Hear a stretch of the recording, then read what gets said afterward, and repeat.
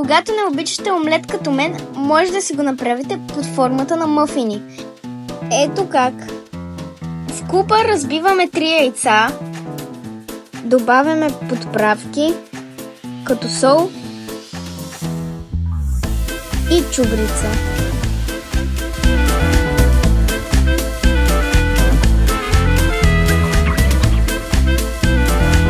И разбъркваме добре яйцата.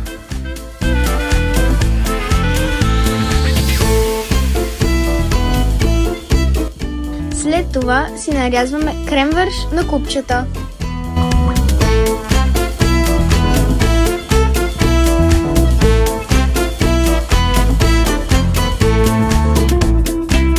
Нарязаният крем-верш прибавяме към яйцата.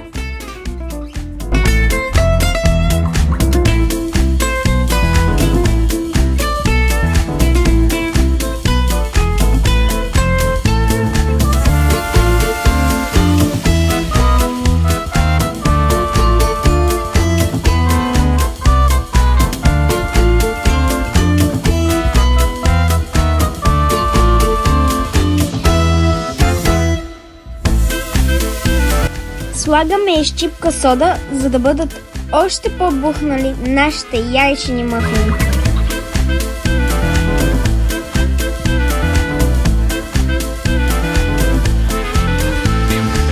В случая нашата рецепта е за 4 мъфина. Затова си изкарваме 4 купички за мъфини. Намазваме ги обилно с масълце.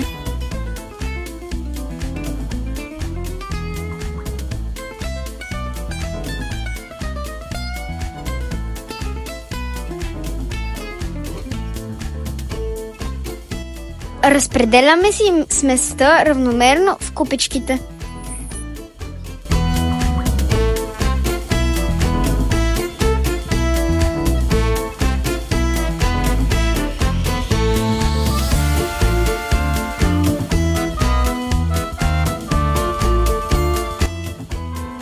За финал си добавяме и по няколко парченца топено сирене.